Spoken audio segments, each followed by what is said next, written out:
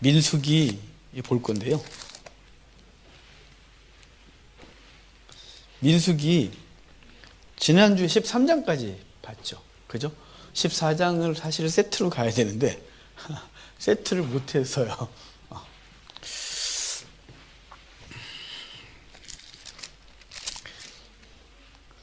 요즘은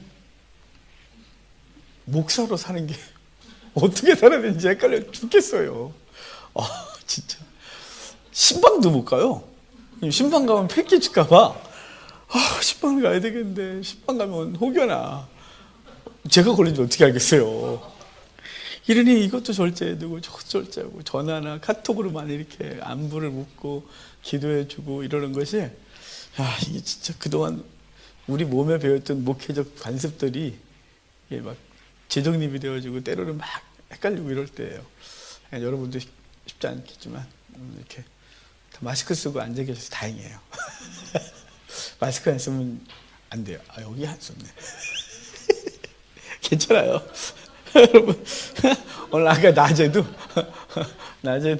여기서 직장인 예배 드렸고 이렇게 다 뜨문뜨문 앉아서 드리고 다 나간 다음에 다 소독했어요.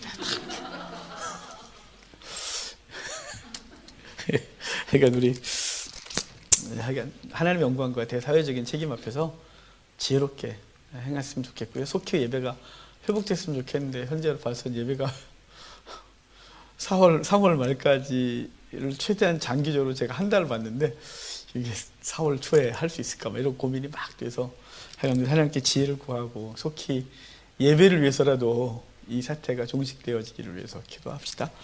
우리 13장까지 했고 14장부터 볼 텐데요. 자, 피셨죠? 오늘 이제 14장 보는데 13장 이야기를 봐야 14장 얘기가 잘 연결되는 얘기죠. 민수기 13장이 12명의 정탐꾼을 뽑아서 그 땅의 호불호를 보고 와서 보고해달라는 거였죠. 12명이 이제 가데스바네를 출발해서 헬몬산, 그러니까 저기까지 올라갔다가 그리고 40일 만에 내려와서 에스골 골짜기에서 에스겔이 아니고 에스골 골짜기에서 포도송이 그리고 뭐 무화과 이런 것들을 이제 이런 것들을 따갖고 와서 보여주죠. 그리고 그 땅에 대해서 평가하기를 정말 좋다. 정말 말씀하신 대로 젖과 꿀이 흐르는 땅이다. 이렇게 여기까지 참 좋아요. 그러나 그 땅에 안악자손이 살고 성읍이 크고 그리고 대적들이 되게 센데 그들 앞에 우리는 메뚜기 같다. 우리 올라가면 안 된다. 라는 것 때문에 귀를 들은 백성들이 영향을 받아 하나님을 원망하죠. 그리고 반대 2명 여호수아와 갈렙이 아니다. 그 땅은 우리에게 주셨다. 거기는 우리 밥이다. 올라가자 라고 해도 이미 10명의 잘못된 평가가 이스라엘 백성들의 생각을 주장했고 2명이 아무리 외쳐도 그들을 바꿀 수 없는 이 비참한 일이 벌어지죠. 그래서 그것 때문에 이제 벌이 주어지는 게 14장 얘기예요. 자, 14장 이제 거기부터 읽어가면서 하도록 하겠습니다. 14장 1절인데요. 온 회중이 소리를 높여 부르짖으며 백성이 밤새도록 통곡하였더라. 자, 여기 소리를 높여 부르짖으며 백성이 밤새도록 통곡했대. 얘네는 하여간 뭐 절망만만 이래요. 참 이게 감정 변화가 심한 민족이에요. 우리 11장 시작할 때 이들이 섞여 사는 무리가 길로인을 원망하면서 그들이 통곡을 했고 섞여 사는 무리가 우리가 정력이 세야다 막 그러니까 그들이 맞아 그러면서 울고 참 얘네들은 참 진득하질 않아요. 그냥 그 10명의 소리가 들려도 꼭 참고 좀 어떻게 해봐야 되는데 얘네는 막 이래요. 그러니까 그 10명 때문에 이렇게 된 거예요. 하나님이 주신 땅을 잘못 봐서 그래요. 하나님이 주신 복을 잘못 봤기 때문에 그 바르지 않은 가치관이 주변 사람들을 오염시켜요. 제가 그래서 항상 조심하라 그러잖아요. 우리의 언어는 옆에 사람에게 영향을 주는 거예요. 본인은 바꿀 수 있다니까요. 왜냐하면 본인은 다 봤거든요. 본인은 나쁜 거 안 나쁜 거래. 나쁜 거 좋은 거 다 봤어요. 가나안 땅에서 풍성한 땅도 봤고요. 그리고 무서운 것도 봤어요. 그런데 그 말할 때는 그 자기가 들어가서 싸워서 이겨야 될 게 무서우니까 안 좋은 걸 떠들었지만 어떤 계기가 되면 다시 바꿀 수 있는 그건 이 사람에게 바꿀 수 있는 어떤 게 있어요. 그러니까 봤었잖아요. 생각을 좀 바꾸면 그 땅 좋아 이렇게 할 수 있는데 보지 않은 사람은 듣기만 했잖아요.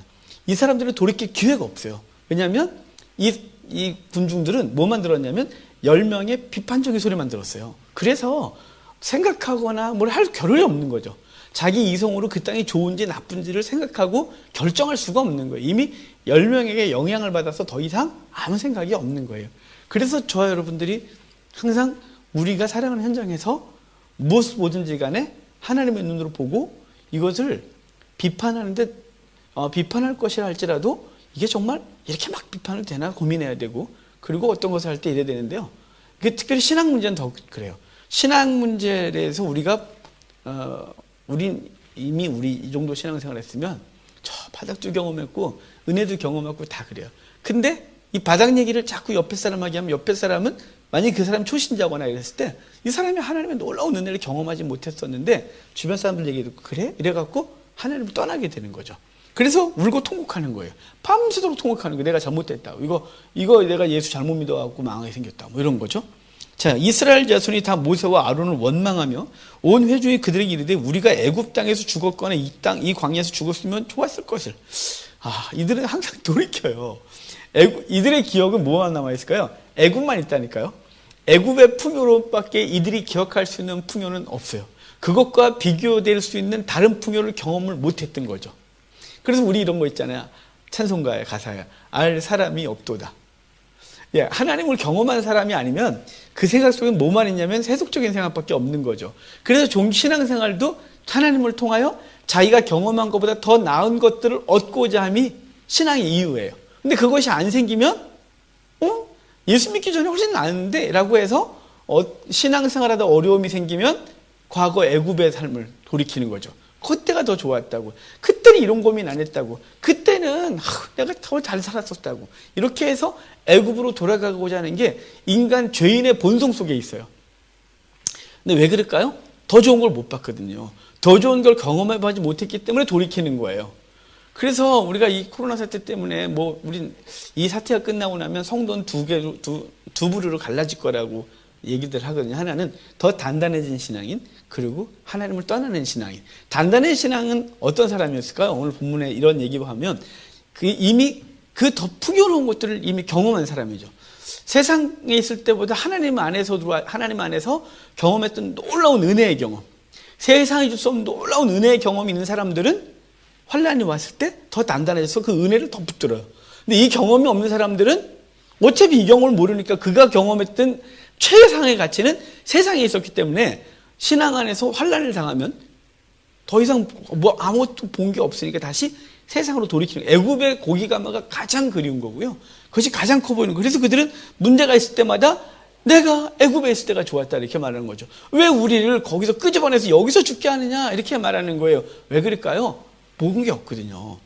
믿음의 눈으로도 본 게 없고 믿음도 없고 이게 없기 때문에 애굽으로 돌이키려고 하는 거예요. 어찌하여 여호와가 우리를 그 땅으로 인도하여 칼에 쓰러지게 하려 하는가? 우리 처자가 사로잡히리니 애굽으로 돌아가는 것이 낫지 아니하냐?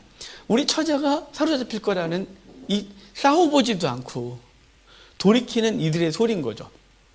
여호와가 우리를 애굽에서 끄집어내서 여기서 칼 맞아 죽게 한다 이거예요. 여러분, 주님께서 그렇다면 아예 끄집어내지도 않으셨겠죠. 착한 일을 시작하신 이가 그리스도 예수의 날까지 이루실 걸 우리가 확신하잖아요. 그 착한 일이 뭘까요? 구원의 일이죠. 구원의 일을 시작하신 하나님, 비록 과정 속에서 여러 일을 겪으나 주님 반드시 우리를 완성의 자리까지 인도하시는 거죠. 우리 사도 바울이 디모데에게 했던 것이 뭔가요? 그분이 우리는 믿음이 없을지라도 그분은 신실하셔서 그분은 우리에게 약속한 것을 이루시는 분이라는 거죠. 우리에게 이미 의의 멸관이 예비되었고 나뿐만 아니라 이 길을 함께 가는 모든 자에게도 예비되어 있다 이렇게 말하는 거예요. 이 분명한 확신은 우리가 당하는 어려움들에서 돌이키지 않게 하는 힘이 되어집니다. 하여간 여기 이들은 하나님이 구원하셨는데 구원하신 목적이 자기를 광야에서 죽일 거라는 거예요. 아니 죽일 거면 못하러 건지셨겠어요? 그냥 애굽은 냅두지. 애굽에서 죽게 내버려 두지. 그럴 분이 아니신 거예요. 하나님 우리를 시작하셨고 진행하시고 완성하실 건데 아직 하나님을 알지 못하는 이 백성은 그 조그만 어려움 앞에 특별히 10명의 불신앙적 소리에 완전히 믿음을 다 잃어버린 거죠. 애굽에서 건져내시고 도와주셨던 그 하나님을 완전히 잃어버린 거예요. 자, 4절 갈게요. 이에 서로 말하되 우리가 한 지휘관을 세우고 애굽으로 돌아가자 하며, 여기 지금 한 지휘관을 세우고 돌아가자, 모세한테 불만인 거죠. 지금 이들은 하나님이 자신들을 이끌고자 하는데 그 하나님의 이끄심이 마음에 안 드는 거예요. 그래서 다른 지도자를 세워 자기들이 원하는 방향으로 이끌게 했다는 거죠. 이 경험을 이미 한 번 했어요. 출애굽기 32장에서 모세가 보이지 않으니까 그들이 우상을 만들 때 뭐라 그러나요? 우리를 위하여 우리를 인도할 신을 만들자, 이렇게 말하죠. 그러니까 자신들이 원하는 것을 해결해 줄 사람을 찾는 것이요. 그게 인간적 신앙의 기본이에요. 그래서 신앙생활하면서 자꾸 왜 저런데 왜 빠지지? 이유가 있어요. 그건 하나님의 영광, 하나님 기뻐하시는 방향을 신앙의 방향으로 잡은 게 아니라 자기가 원하는 것을 신앙의 목표 삼았기 때문에 그것을 제공해 주겠다는 사람들을 따라다니는 거예요. 뭐 기도하면 응답받는다. 그리고 막 강력하게 막 말하면 응답 받죠. 응답 안 받는 것처럼 말하는데 기도하면 네 잘 산다. 뭐 하나님 앞에 뭘 하면 뭐 대박이 터진다. 뭐 이렇게 하면 뭐 병이 낫는다. 뭐 이렇게 하면 해결된다. 이러면 다 우리가 원하는 거잖아요. 그래서 그쪽에 더 집중하는 거죠. 맹종을 하는 거죠. 이성 다 상실하는 거예요. 하나님이 뭐라 말씀하시는지 관심이 없는 거죠. 그렇게 우리의 지도자를 삼아놓고 그렇게 가는 거예요. 그래서 베드로전서에는 데살로니가에서 뭐라 하냐면 거짓 것을 믿게 하시면 그들로 심판받게 하심이라 이렇게 말해요. 데살로니가에 이단 세상들이 들어와서 잘못된 종말관을 가지고 그것을 막 추구하니까 데살로니가 후서에서 왜 그들은 그걸 따르느냐? 그거는 그들이 그걸 좋아한대요. 그리고 결국은 그들은 심판을 받고자 하는데 다 그게 뭘까요? 신앙의 목적이 자기이기 때문에 그것에 유혹을 받은 거예요. 야고보서 1장에 하나님은 아무도 본인도 시험당하지 아니하시고 아무도 시험하지 아니하시나니, 거기에 페이라스모스가 미혹으로 해석한다 그랬죠.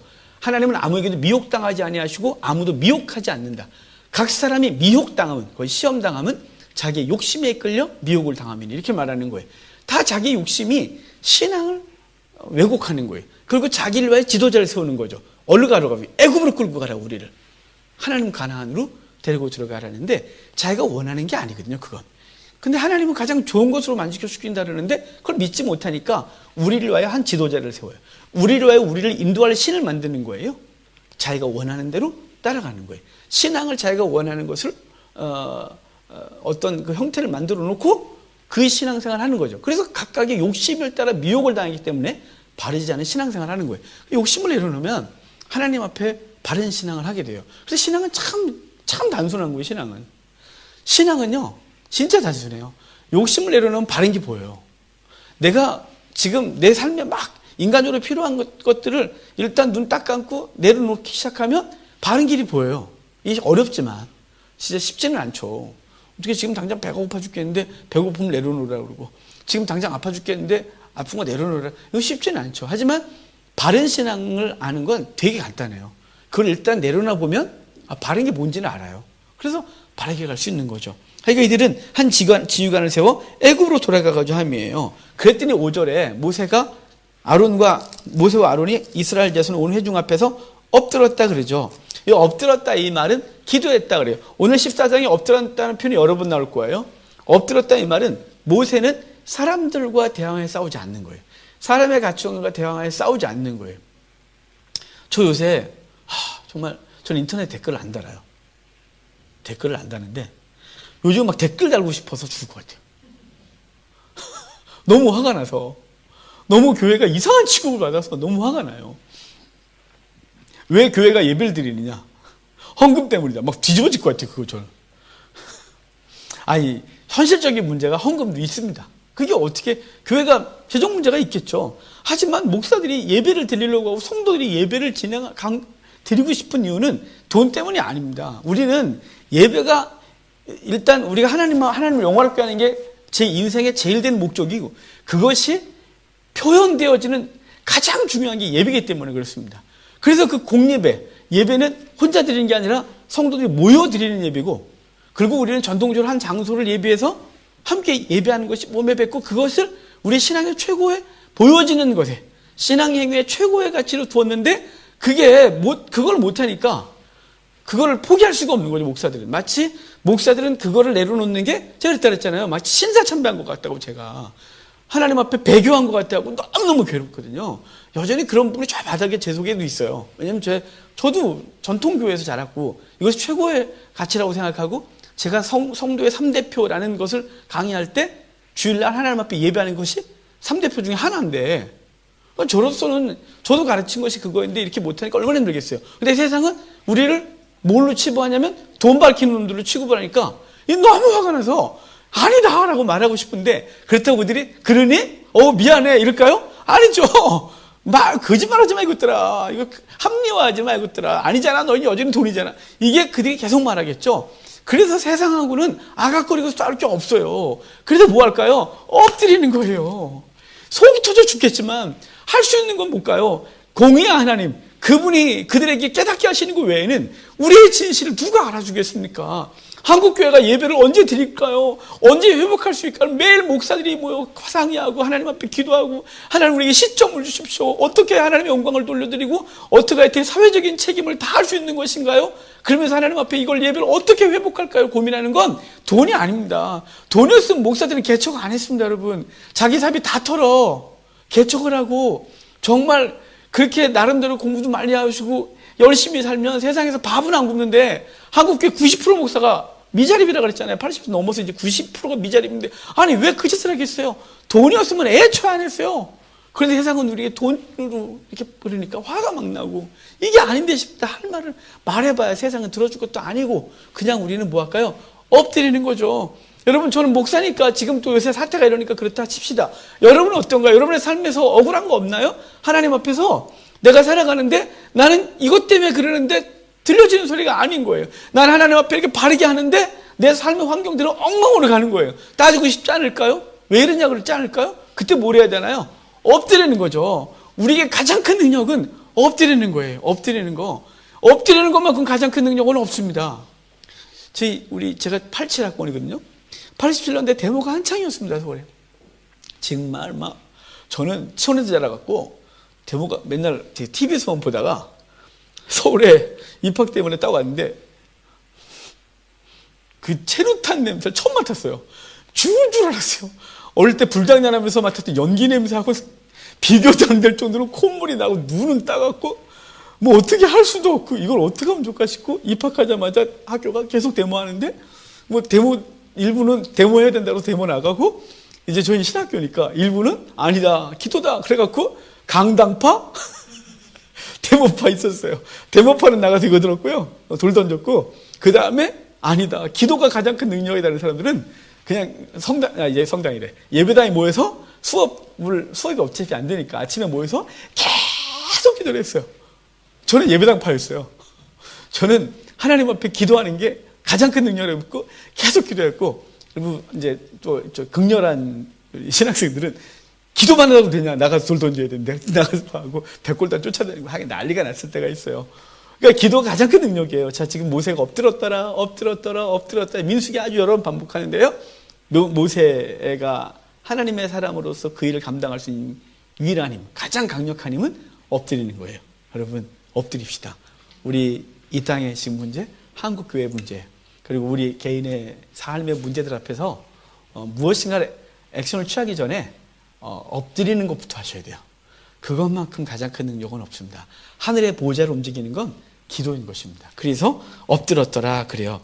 그리고 정탐했던 자 여호수아와 갈렙은 옷을 찢고 이 참담한 현실을 보고 있는 것이죠. 자, 8절 봐요. 8절 갈게요. 여호와께서 우리를 기뻐하시면 우리를 그 땅으로 인도하여 들이시고 그 땅을 우리에게 주시리라. 이는 과연 젖과 꿀이 흐르는 땅이니라. 여호수아 갈렙이 하는 말이에요. 자, 그 땅을 누가 들어갈 수 있다고요? 믿음으로 들어간다고요? 아니요. 우리가 충분히 이길 수 있다고요? 야, 우리 속된 말로 우리 쪽수, 나 장정이 60만 대군이에요. 당시 60만은 고대 때 어마어마한 대군이에요. 거기다가 노인네 여자까지 행주치마에 돌 던지면 200만. 여러분, 여기 이 엄청난 수가 나가서 인해 전술로도 이길 수 있어요. 이게 말하지 않아요. 여기 뭐랄까요? 하나님이 우리를 기뻐하시면이에요. 자, 승리의 근거가 뭐라고요? 그분의 기뻐하신 뜻이에요. 그분이 기뻐하시면 그 땅을 능히 취할 수 있다는 거죠. 그러니까 여호수아와 갈렙은 그 땅을 보고 그 땅을 정복할 수 있는 근거를 자신의 능력에서 찾지 않았어요. 10명은요. 자신의 능력에서 찾았기 때문에 못한다 그래서 엉엉 운 거예요. 그 10명의 소리를 듣고 60만이 막 통곡을 하고 밤새도록 운 건 그 땅을 정복하는 힘을 자기들에서 찾았기 때문이죠. 그럼 이게 얼마나 어리석으냐면 애굽에서 건진받을 때 지들 능력이 있었나요? 열장 쏟아질 때 자기들이 구원받은 게 자기들의 힘이었나요? 장자가 죽을 때 자기들이 무슨 특별한 무슨 보약을 썼거나 어떤 걸 한 적이 없습니다. 홍해를 건널 때 지들이 무슨 배를 타고 건넜습니까? 수영을 했습니까? 그냥 가만히 있었고 모세가 지팡이를 가르치더니 갈라줬습니다. 마라의 쓴물 사건에서 아무것도 한 게 없습니다. 우는 것밖에. 근데 모세가 기도하고 던졌더니 단물 됐습니다. 엘림에서 쉬었습니다. 만나에서 그 광야에서 지들이 일한 것도 아니고 땅 한 번 파지 않았는데 매일매일 만나 떨어졌습니다. 한 게 아무것도 없는데 리비든 골짜기에서 모세가 손 들면 이기고 사람들 내리면 그러니까 아론과 그래서 이렇게 우리 여러분 여기 한 것도 하나도 없어요. 그런데 왜 이들은 갑자기 가데스 바네아에서 그 문제 앞에서 자기들에게 눈을 돌렸을 거예요? 바보같이. 그동안 하나님이 일방적으로 하셨는데 그것을 잊어버리고 10명의 말 앞에 자신들에게서 능력을 찾아 넘어진 거죠. 우리가 아무 능력이 없어요. 우리가 무슨 능력이 있어요? 할 수 있는 게 아무것도 없지. 근데 여호수아와 갈렙은 어디에서 능력을 찾나요? 하나님께 찾아요. 모세도 하나님 앞에 무릎을 꿇었고요. 이럴 때 어떻게 됩니까? 라고 물었고, 그리고 여호수아와 갈렙은 하나님의 기뻐하시면이잖아요. 여호와께서 우리를 기뻐하시면 우리를 그들의 땅으로 인도하여 드리시고 그 땅을 젖과 꿀이 땅을 차지하게 하실 거라는 분명한 믿음이 있는 거예요. 하나님께 그 정복의 근거를 두고 있는 거죠. 그 땅을 하나님이 주시기를 기뻐하셨다는 분명한 믿음이 있었기 때문에 그 믿음으로 이 오늘의 고백을 하고 있는 거예요. 그러니까 우리는 우리의 관심사는 뭐가 되냐면요, 하나님의 뜻이 무엇이냐를 묻는 거예요. 그걸 잘 안 물어요. 우리는 왜 안 묻냐면 이미 결정됐거든요. 내 뜻은 내가 원하는 건 결정됐어요. 내가 원하는 건 성공이고요, 내가 원하는 건 돈이고요, 내가 원하는 건 세상 사람들 앞에서 높이 서는 거고요, 내가 원하는 건 배우자와 자식이 잘 되는 거고요, 내가 원하는 이미 결정됐어요. 결정됐으니까 더 이상 하나님의 뜻은 궁금하지 않고 우리 이걸 놓고 그에게 요구할 뿐인 거예요. 그러니까 요구하는데 안 들어주니까 애굽으로 돌아가는 게 낫겠다 싶은 거죠. 문제 앞에서 우리 뭘 했냐면 하나님의 뜻이 무엇입니까를 묻는 거예요. 하나님이, 주님이 원하시면 가능하십니다. 주님이 이 상황에서 무엇을 원하십니까? 하나님, 내게 원하시는 것이 무엇입니까? 이 문제 앞에서 원하시는 것이 무엇입니까? 내 자녀에게 원하는 것은 무엇입니까? 이거 물어야 돼요. 이거 묻는 게 시간이 걸리지만 이것부터 시작하는 거예요. 전 참 경험이 많아서 제가 전도사 생활을 하고 이제 나름 단독 목회를 하겠다고 포천에 전원교회 하러 들어갈 때도 하나님 앞에 요만큼도 기도 안 했습니다. 상황이 열렸고 집에 와서 여러분 막 가자. 우리 집사람 당황스러워갖고 갑자기 포천 가자니까요. 우리 집사람 제가 또 한 고집하기 때문에 가자 이래갖고 또 우리 집사람 또 원래 바보 같은 경향이 있어서 결혼할 때도 안 한 전 죽어도 안 한다 그랬거든요. 저 같은 인간은 아니라. 근데 제가 또 고집을 부려 기도해봐. 기도해봐. 하나님은 쌍방응답인데 나는 계속 이쪽이야. 그러니까 너도 응답받아. 그러니까 결국은 기도를 계속하면서 6개월 만에 그런가 그래갖고 저한테 결혼을 했고요.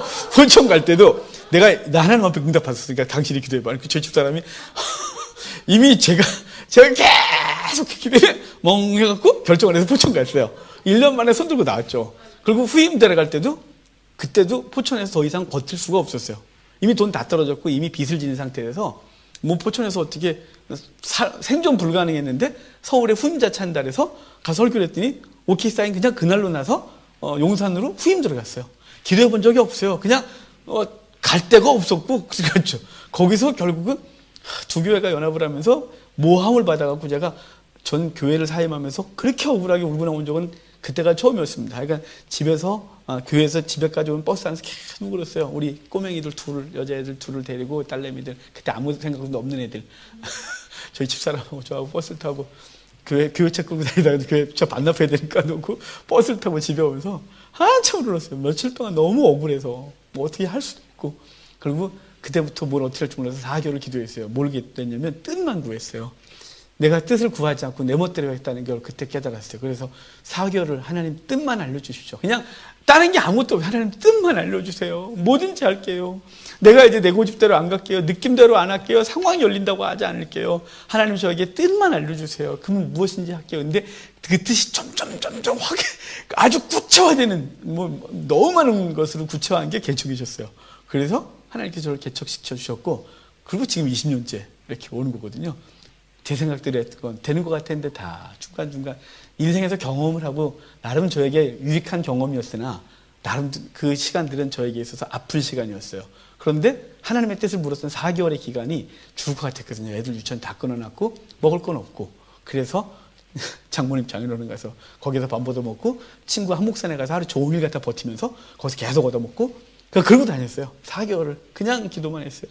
죽이라고 차라리 굶어 죽이. 난 하나님께서 아무것도 안 주면 죽겠다고. 그래서 4개월을 기도했고 하나님 주세요. 그러니까 하나님의 뜻이면 그분이 기뻐하시면 그를 이룬다는 분명한 믿음 때문에 엎드렸고 여호사갈렙이 자신에게 근거를 찾은 것이 아니라 하나님이 기뻐하시면 여호와가 기뻐하시면 그 땅을 허락하실 것이라는 분명한 믿음이 있었다는 거죠. 우리가 그래야 돼요. 자 9절 봐요. 다만 여호와를 거역하지는 말라. 또 그 땅 백성을 두려워하지 말라. 그들은 우리의 먹이라. 그들의 보호자는 그들에게서 떠났고 여호와는 우리와 함께 하시느라 그들을 두려워하지 말라. 자, 그들의 보호자는 떠났대요. 하지만 여호와는 우리와 함께 하신다. 온 회중이 그들을 돌로 치려 하는데 그때 여호와 영광이 흠망에서 이스라엘 모든 자손에게서 나타나시니라. 자, 이 옳은 말을 했는데 돌로 치려 하는데 왜일까요? 자기들이 원하는 건 한 지도자 세워 애굽으로 가려고 하는데 2명의 사람만 아니다. 너네가 지금 잘못된 거다. 여호와만 바라봐라. 그 땅 들어갈 수 있다라고 하니까 자신들의 생각과 달라 돌을 들려고 하는 것이죠. 그러니까 바른 신앙은 때로는 함께한 교인들에게도 돌을 맞을 수도 있어요. 그러니까 하나님 앞에 바르다 싶으면 그냥 묵묵하게 그 길을 가는 겁니다. 시간이 지나면 알 것이기 때문에 그래요. 자, 11절 봅시다. 여호와께서 모세에게 이르시되 이 백성이 어느 때까지 나를 멸시하겠느냐. 내가 그들 중에 많은 이적을 행하였으나 어느 때까지 나를 믿지 않느냐. 자, 지금 이때까지가 약 1년하고도 몇 달이 지나죠. 1년 1개월 만에 출발을 했으니까요. 그리고 출발하자마자 다베라 사건이 있었고 좀 지나서 기브로 사자와 있었고 그리고 미리암 사건이 있었고 그리고 지금 가데스 바네아까지 왔으니까 그 시간들 동안 하나님이 엄청난 기적을 행하셨는데 매일 기적 가운데 있으면서도 그들은 하나님을 믿지 않고 멸시했대요. 믿지 않은 것 정도가 아니라 멸시했다 이렇게 말해요. 하나님에 대하여 멸시했다. 그래서 하나님이 그들에게 분노하시고 있습니다. 13절 봐요. 모세가 여호와께 여짜오되 애굽인 중에서 주의 능력으로 이 백성을 인도하여 내셨거늘 그리하시면 그들이 듣고 쭉 그러는데 이제 무슨 얘기할 거냐면 이 19절까지 자 이러는 거죠. 하나님 애굽에서 이들을 큰 능력으로 구원하셨는데 여기서 죽이면 안 되죠. 지금 다 보고 있습니다. 만약에 죽이시면 당신이 능력이 없다 또는 애굽에서 건져내서 죽이려고 불렀냐 뭐 이런 소리 듣고 싶으십니까? 라는 얘기를 해요. 이런 기도를 또 한 번 했었죠. 이미 32장이에요. 출애굽기 32장에서 그때도 하나님이 네 백성이 심히 부패했다 멸하리라 했더니 모세가 주의 백성을 멸하면 안 됩니다 그러면서 당신이 건져냈는데 여기서 다 죽이시면 열방이 하나님은 자기 백성을 가나안 땅까지 데려갈 능력이 없어 죽였다고 할 거니까 그 소리 듣고 싶으니까 하나님이 안 할게. 그래갖고 멈췄단 말이에요. 여기 또 멈춰요. 자, 19절에까지 했고 20절 봐요. 여호와께서 이르시되 내가 내 말대로 사하노라. 참 모세의 중보가 대단하죠. 그래서 이스라엘에서 중보자가 2명, 대표적인 중보자를 2명으로 두는데 하나는 모세, 하나는 사무엘이라고 그랬죠. 이스라엘 백성들이 모세와 사무엘을 중보자로 둬요. 이렇게. 그래서 이제 그들을 등장시키는데 그러나 진실로 내가 살아있는 것과 여호와의 영광이 온 세계에 충만한 것을 두고 맹세하노니 내 영광과 애굽과 광야에서 행한 내 이적을 보고서도 이같이 10번의 나를 시험하고 내 목소리를 청종하지 않은 그 사람들은 그래요. 10번이나 나를 시험했대요. 10번 또 쉬어봐요? 10개 안 해요. 10번이란 히브리 사람들이 갖고 있는 상징성이에요. 열은 많다 이런 뜻이에요. 그래서 10발가락 많다 이런 거예요. 그 요한계시록에도 뿔이 10개 많다 이런 뜻이에요. 열 뿌리죠. 예, 많다. 그러니까 많음을 표현할 때 열 이렇게 표현하는 거예요. 그러니까 무한하다 그럴 때 천 이렇게 말하고요. 그러니까 열은 많다는 뜻인데 10번의 불순종은 그들이 광야에서 지금까지 끊임없이 하나님을 시험하고 불순종하고 이랬다는 것이죠. 여러 번 그랬다는 거예요. 청종하지 않았다. 이 청종이라는 단어가 우리 잘 아는 쉐마라는 단어예요. 듣다. 그죠? 청종, 여기 정말 해석 잘한 거 이게.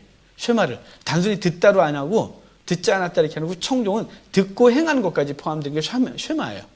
그러니까 쉐마 이스라엘, 들으라 이스라엘아 라고 할 때 그때 들으라는 단순히 귀로 듣는 게 아니에요. 그러니까 듣고 행하는 거죠. 행하는 것 포함한 게 쉐마예요. 그래서 우리도 그러잖아요. 애들이 말 안 들으면 저런 말 들을 게 안 들어. 이렇게 말하잖아요. 안 들어? 이걸로 안 들은 게 아니죠. 다른 행동하지 않았다는 거죠. 갑자기 다 우리 아이들이 들을 게 안 들어요? 안 들어요. 안 듣는데 이게 뭘까요? 쉐마 안 했다는 거죠. 쉐마 안 한 거예요. 그러니까 듣지 않는 거죠. 여기 청종하지 않았다. 그렇게 말해요. 내가 그들의 조상에게 맹세한 땅을 결단코 보지 못할 것이요. 또 나를 멸시하는 사람은 하는 사람도 그것을 보지 못하리라. 그러나 내 종 갈렙은 그 마음이 그들과 달라서 나를 온전히 따랐은즉 그가 갔던 땅으로 내가 그를 인도하여 드리리니 그의 자손이 그 땅을 차지하리라. 아말렉인과 가나안인이 골짜기에 거주하나니 너희는 내일 돌이켜 홍해 길을 따라 광야로 들어갈지니라. 자, 지금 홍해 길을 따라 올라왔거든요. 우리 시나이 반도가 이렇게 생겼잖아요. 그래서 이렇게 생겼는데 이쪽은 수에즈만, 이쪽은 아카바만이라 그래요. 근데 이스라엘 백성들이 수에즈만을 건너서 시내산 왔다가 여기서 아카바만을 따라서 쭉 올라오면 에돔 땅이 나오고 그리고 이쪽은 이스라엘, 이쪽은 모압이 나와요. 이렇게 올라왔다는 거죠. 근데 여기서 다시 일로 내려오래요. 그래서 홍해길로 따라 들어가라 그러거든요. 이 땅에 들어가라는 건 뭐냐면 이제 너희는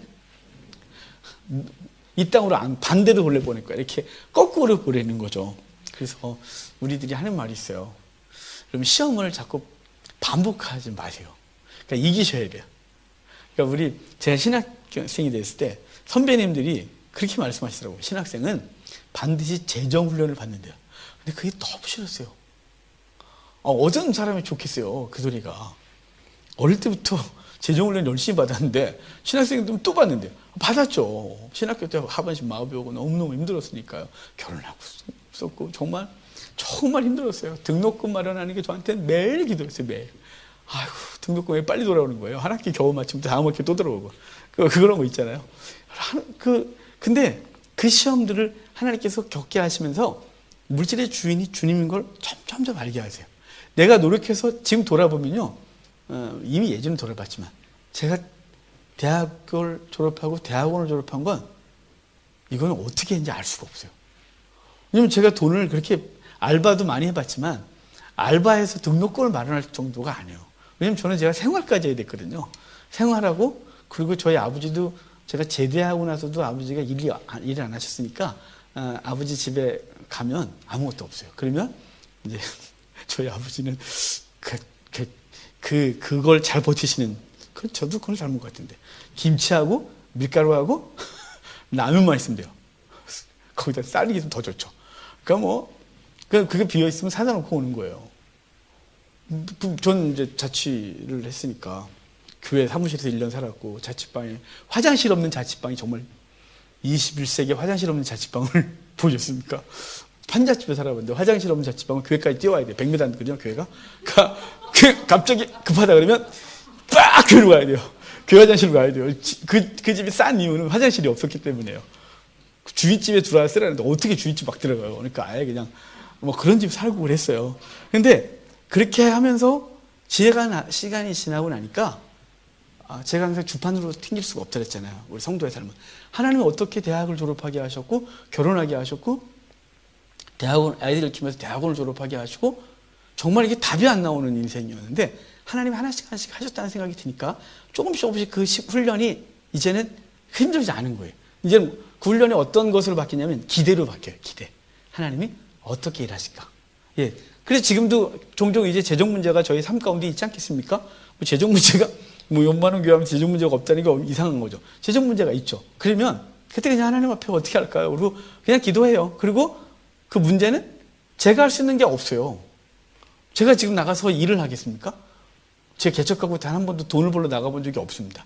뭐 20만 원, 30만 원 사례비 나올 때도 하나님 굶기지 말아주세요. 우리 처자식만. 근데 처자식이 안 굶었으니까 전 나가서 일할 수 있는 근거가 없었어요. 제가 기도를 처자식 굶으면 일합니다 하는데 처자식을 안 굶으니까 일을 할 수가 없었어요. 굶으셔야 제가 일을 하는데. 그러니까 지금까지 그렇게 하셨단 말이죠. 그러니까 지금은 문제가 딱 생기면 어떡하지? 이런 생각이 들 때가 있지만 그냥 하나님께서 이 일을 또 어떻게 해결하시지? 하나님이 하셔. 라는 것으로 더 이상 그것에 대해서 내가 고민할 게 아닌 거죠. 관계도 똑같아요. 교회도 똑같아요. 20년 하면서 초기에는 마음대로 좀 부실했어요. 이거 이러다가 교회가 어떻게 되는 거 아니야? 저 한성도 나가면 어떻게 되는 거 아니야? 막 발발발발. 그래서 교회가 막 어려움을 이제 우리가 개척하면서 뭐 분리도 되고 건축하다 무너지고 여러 가지들이 있었지만 그때 다 제가 염려하고 끙끙거리고 잠을 못 이뤘어요. 지금은요? 아니에요. 이거 제 교회 아니에요. 하나님이 하다가 그만해라 그러면 그러면 되는 거니까 그거 뭐 제 게 아닌데 제가 염려하겠어요. 그렇다고 해서 내 거로 둔다는 게 아니에요. 최선을 다하나 이젠 제가 그것에 연연하지 않는다는 거죠. 하나님이 책임을 지고 있다는. 그러니까 우리가 우리 자꾸 광야로 하나님을 불신하고 멸시하고 그러면 어떻게 하나요? 그 안으로 못 들어가고 계속 광야로 도는 거죠. 왜냐하면 그 경험을 계속해서 몸에 배게 하셔야 돼요. 그래서 40년 동안 그 백성은 1세대는 다 죽고 신세대가 거기서 40년 동안 하나님을 경외하는 법을 몸에 배워요. 이 저주가 아니라 그 40년 동안 하나님이 그 백성들에게 어떻게 일하시는지를 그것 경험하고 그들이 가나안 땅에 들어왔을 때 하나님을 놓치지 않는 거예요. 만약에 이 상태로 그냥 들어왔으면 이 믿음 없는 자들 때문에 그냥 들어오자마자 1년도 안 돼서 이들은 가나안 사람과 동일하고 그랬겠죠. 하지만 돌아서 광야에서 홍해길로 돌아가 거기서 멈춘 건 슬픔이긴 하지만 그들을 하나님이 훈련시키는 놀라운 은혜의 경험인 거죠. 그래서 히브리서 12장은 뭐라 그걸 징계하셨다고요. 한편으로는 버릴 수 있겠으나 한편으로 하나님께서 그들을 훈련시켜 영원히 하나님 떠나지 않는 민족으로 만드시는 40년의 훈련의 시간이 있었던 거죠. 우리에게도 그 시간들이 항상 있습니다만 죽을 것 같으나 죽이지 않습니다. 하나님은 그걸 통해서 살리시고 경험하게 하시고 이제 시간이 지나면 도리어 기대하게 하시고 하나님이 어떻게 일하시는지를 보고 싶고 또 하나님 일하시는 게 보이네 이렇게 기대하게 되는 거죠. 자 28절 봐요. 그들에게 이르기를 여호와의 말씀이 내 삶을 두고 맹세하노라 너희 말이 내 귀에 들린 대로 내가 너희에게 행하리리. 이게 진짜 무섭지 않아요? 너희 말이 내 귀에 들린 대로 나 행하겠다고 한 말. 정말 이 말은 너무 무서워요. 하나님 돕겠어? 그런 헛소리 하지 마세요. 주님이 하십니다. 이렇게 하셔야 돼요. 제가 여러분에게 많이 본을 보였잖아요. 무슨 문제 있으면 어떻게 주님이 하십니다. 근데 제 속에서 어떨 때는 주님이 하십니다를 놓고 이게 염려가 될 때가 있어요. 그건 뭐 하냐면 사람들한테는 주님이 하십니다를 놓고 뭘 하냐면 무릎 꿇어요. 하나님 주님이 하신다고 말해놨어요. 근데 저는 어떻게 주님이 하실지 모르겠어요. 그리고 제가 봐도 이거는 무리해요. 안 될 게 보여요. 어떻게 해요 주님? 제가 말했어요. 주님이 하신다고. 이 일 주님이 하실 거라고. 그러니까 주님이 하셔야 돼요. 하나님이 정말 그렇게 하셔서 이제 주님이 하십니다. 이게 아주 편안합니다. 주님이 하십니다. 그게 주의 뜻과 결부되면 주께서 원하시느라고 믿어지면 그때는 상황이 아니고 하나님이 하십니다. 그래서 사람에게 손을 버리거나 도와주세요 아니고 하나님이 하십니다. 그리고 그분 앞에 무릎을 꿇고 그분이 일을 또 어떻게 일하시려는 기대감으로 그날을 살아가는 거죠. 내 귀에 들린 대로 하겠다 그랬어요. 그러니까 믿음의 말들을 좀 하십시오.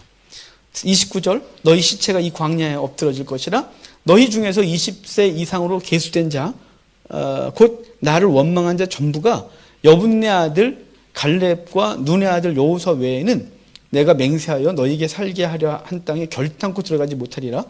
너희가 사로잡히겠다고 말하던 너희의 유아들은 내가 인도하여 드리리니 그들은 너희가 싫어하는 땅을 보리라.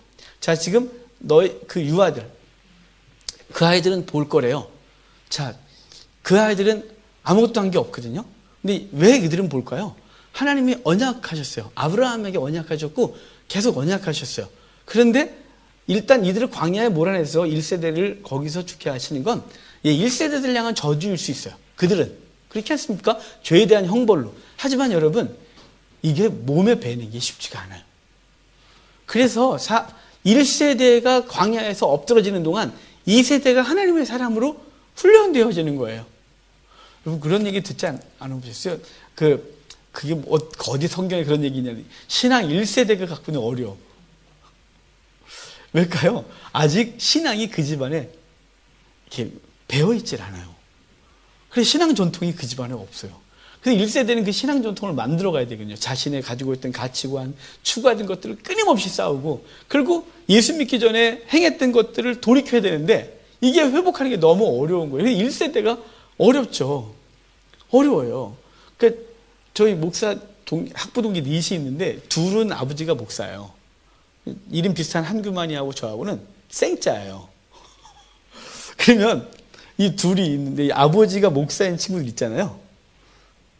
우리 친구들이 좀 서운할 수 있겠지만, 얘네들이 노력하는 게 우리들보다 덜한 것 같거든요.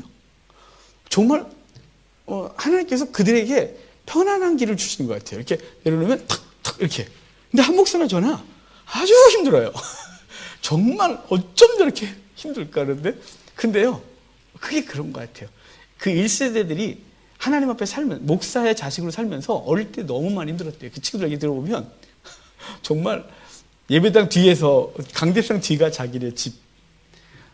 정말 너무너무 싫었대요. 성도가 아무 때나 들어오고 아무 때나 와갖고, 강대상 뒤가 사택이니까 주일날은 방이 없고, 아예 거기가 밥 먹는 곳이니까 목사님이 돈이 없으니까 비계 사오라 그러고, 그러면 애가 가서 비계요, 돼지 비계, 이 베개 말고 비계 비지찌개 끓여 먹어야 되니까, 정말 그게 너무 힘들고, 목사의 자식으로 사는 것만큼 힘든 게 없었대요. 방황도 하고 막 이랬었는데, 그런데 그들이요, 뭘 했냐면, 아버지가 했으니까 게다가 저절로 복을 받은 게 아니고요, 그 친구들이 자라면서 목사는 어떻게 살아야 되는지 다 배웠어요. 아버지와 함께 그 고난을, 광야 시간을 같이 보냈어요. 그래서 그 친구들은 목사의 삶이, 신앙이 몸에 이렇게 싹 배어 있어요. 근데 한 목사는 고등학교 때 그 유도부 하면서 막 그랬던 친구고, 저는 고등학교 때까지 방황을 좀 하다가, 이게 웬만큼 돼서 머리가 커서 하나님을 만난 사람들이니까 이거 뽑아내는 게 쉽지가 않죠. 우리 집에 신앙 전통도 없고, 그 친구들도 마찬가지예요. 한 목사나 저나 신앙 전통이 없는 집안에서 신앙 전통을 만들어가는 게, 뭐 부모님부터 해서 다 온갖 형제들까지 다 끌어안고 신앙을 만들어가니까 얼마나 어려워요. 그러니까 그 다음 세대, 우리 아이들 땐 다르겠죠. 우리 아이들은 어릴 때부터 싫든 좋든 예배당에 와야 됐고요, 우리가 오죽했으면 예배당에서 죽어, 아파도 와서 죽어, 이래갖고 우리 애들은 아파도 와서 죽어가 한이었나 봐요. 예배당 와서 죽어, 뭐 이렇게. 그런데 그렇게 하면서 하나님 앞에서 신앙이 커지고, 그 아이들은 이제 자신들이 하나님의 사람으로서 가정을 이끌어갈 때 하나님의 고민 별로 안 하고, 하나님의 뜻이 무엇인지 알고 쉽게 결정하고, 그리고 은혜 가운데 있겠죠. 그러니까 지금 이스라엘 백성들은 그 갈렙과 여호수아를 제하고 모두 다 죽는 건 한편으로는 심판일 수 있으나, 한편으로는 그들이 광야에 머물렀기 때문에 그 자녀들이 가나안 땅에 들어갈 수 있는, 가나안 땅에 들어가서 하나님을 버리지 않고 영원히 하나님을 그들의 주님으로 섬길 수 있는 이 시간이 되어지는 거죠. 그래서 우리가 특별히 여기 신앙 1세대인 박 집사님은 복이 풍부하게 있을 겁니다. 우리 이강삼도 신앙 1세대, 이 목사님도 신앙 1세대네. 신앙 1세대 맞네. 우리 신앙 1세대들은 쉽지 않지만 이 시간들을 통하여 다음 세대에 하나님의 사람으로서 더 하나님을 더 굳건히 섬기고, 그 뿌리가 깊이 내려가는 복이 있다는 사실을 기억하면서 오늘의 어려움을 이겼으면 좋겠습니다. 33절 갈게요. 너희의 자녀들은 너희 반역한 죄를 지고 너희 시체가 광야에 소멸되기까지 40년을 광야에서 방황하는 자가 되리라. 너희는 그 땅을 정탐 만날 수 있는 40일의 하루를 1년으로 쳐서 그 40년간 너희의 죄악을 담당할지니 너희는 그제서야 내가 싫어하면 어떻게 되는지를 알리라 하셨느니라. 자, 우리 8절 앞에 8절에 뭐라 했나요? 여호수아 갈렙이 여호와께서 우리를 기뻐하시면 우리를 그 땅으로 들이신다 그랬죠. 그런데 여기는 하나님이 그들을 싫어하시면 이렇게 돼요. 사실은 하나님이 싫어하신 게 없었나요? 그들이 하나님을 싫어했죠. 하나님 인도하심을 싫어했고 멸시하고, 그리고 하나님이 아니라 새로운 지도자를 뽑아 하나님을 대신하는 지도자와 함께 애굽으로 가겠다고 하는 것은 그분이 멸시를 받았고 하나님을 싫어했다는 거죠. 그러므로 하나님이 기뻐하시면 드린다고 했던 것과 대조돼서 내가 싫어하면, 사실은 그들이 하나님을 싫어했고 하나님은 그들을 싫어했으면 어떻게 되느냐? 광야에서 고난 가운데 있게 될 걸 말하는 거예요. 그래서 거기서 죽으리라 라고 말했고요. 36절 볼게요. 모세의 보냄을 받고 땅을 정탐하고 돌아와서 그 땅을 악평하여 온 회중이 모세를 원망하게 한 사람, 곧 그 땅에 대하여 악평한 자들은 여호와 앞에서 재앙으로 죽었대요. 10명은 재앙으로 죽었다. 어떻게 죽었는지 몰라, 이들은. 갑자기 급사를 했는지 어떻게 된지는 아무것도 모르겠고, 하여간 그들은 광야에서 죽었고 여호와서와 갈렙만이 생존하여 가나안 땅에 들어갔다. 이렇게 말해요. 자, 39절부터 볼게요. 이제 이렇게 딱 떨어지니까 이들 갑자기 정신 번뜩 차려서 이제 우리가 올라가겠나이다 이렇게 말하는 거죠. 사실은 올라가라 할 때는 안 올라가겠고, 이제 혼나니까 너네 40년 돌 거야. 그러니까 끔찍해가지고 갑자기 그럼 올라갈게. 그래서 막 올라가겠다고 설쳐대는 거예요. 그런데 그 40절로 올라가니까 41절 봐요. 모세가 이르되 너희가 어찌 이제 여호와의 명령을 범하느냐? 이 일이 형통하지 못하냐? 여호와의 명령을 범한다 그래요. 자, 준다고 할 때는 거부했고 이제 돌아라고 했는데 돌기 싫어서 한 것이지 하나님의 말씀을 순종하겠다고 행동한 게 아니었습니다. 이게. 그러니까 이들의 가데스 바네아에서 위쪽으로 올라간 것의 근거는 순종이 아니라 그 받을 벌이 끔찍하니까 그것을 거역하는 것으로 올라간 것이지, 하나님 우리가 이제라도 순종하겠나이다가 아닙니다. 그래서 여기 여호수아 뭐라고 평가하는 거? 모세는 하나님의 명령을 거역하고 있다고 말하는 거죠. 그분의 명령은 때로는 그것에 대하여 그들의 불순종에 대하여 징벌 하시고 그것에 머물러 있어야 하는 거예요. 근데 이스라엘이 항상 이랬습니다. 항상 우리 예레미야서를 보면 하나님은 이스라엘 백성들의 죄 때문에 그들을 바벨론의 속국의 바벨론 아래에서 통치를 받으며 그들이 섬겼던 하나님을 섬길 때가 얼마나 좋았으며 하나님의 은혜가 있을 때가 얼마나 좋았는지를 알게 하시는 거였어요. 하나님을 섬기는 게. 그래서 너희가 나를 거역했기 때문에 너희가 다른 왕을 섬기고 다른 신을 섬기는 고통을 알게 될 거라는데, 이스라엘 백성들이 그걸 싫어해서 예레미야를 가지고 괴롭히고 선지자들을 죽이고 결국은 쫄딱 망하는 거죠. 그들이 하나님 앞에 하나님을 정말 경외해서 예배하고 하나님에 대한 고백을 한 것이 아니라 바로 하나님의 징계를 당하지 않겠다고 거역했기 때문에 도리어 더 큰 고난을 당한 것이었어요. 그러니까 우리가 하나님 앞에서 때로는 우리의 삶에 벌어지는 많은 일들은 때로는 받아들이는 거죠. 하나님이 나를 향한 계획 가운데 있다는 사실 앞에서 기꺼이 그 시간들을 믿음으로 보내는 것이에요. 그러니까 악으로 깡으로 버티는 게 아니라 하나님의 뜻이 무엇이며 주님께서 그 시간 내게 말씀하시는 것이 무엇인지 귀담아 듣는 시간인 거예요. 지금 요새 한국교회가 벌써 만이한 교회는 4주 예배를 쳤어요. 예배를 쉬었다니까 좀 이상한데요. 인터넷 예배를 4주 드렸어요. 만이한 교회는. 저희는 지난주에 3주째 했어요. 그리고 교회들이 그러면서 교회 우리 사역자들이 두 개로 또 두 부로 나눠요. 세상을 향하여 원망하고 싸우는 사역자가 있는가 하면요. 그리고 이 코로나 사태를 통해서 세상을 심판하고 있다고 이렇게 세상을 향한 눈을 보내고 이렇게 하는 것이 있다면, 그런 분이 있는가 하면 저 같은 부류들은 안 해요. 하나님은 세상을 향하여 그렇게 말할 이유가 없어요. 세상은 어차피 못 알아들어요. 세상은 이것 때문에 하나님께 돌아오지 않아요. 8장, 요한계시록 8장 9장 그랬잖아요. 그런 것을 통해서 회개하지 않고 도리어 더 강팍해지고 목소리가 우상하게 나아간다고요. 이런 사태를 통해 예민하게 귀에 들리는 사람은 성도밖에 안 들려요. 그래서 하나님이 내게 무엇라 말씀하시며, 하나님이 우리 교회에 뭐라 말씀하시고, 하나님이 우리 한국교회를 향해 무엇라 말씀하시며, 그 한국교회가 무엇을 잘못했으며, 그리고 내려놔야 될 것과 새로워야 될 것이 무엇인지를 고민하고 찾고 말씀을 묵상하고 끊임없이 그래서 바르게 하려고 하는 교회를 향한 하나님의 말씀이라고 듣는 사람이 있는가 하면 한부로는 세상을 향해서 하신다는데, 세상은 어차피 못 들어요.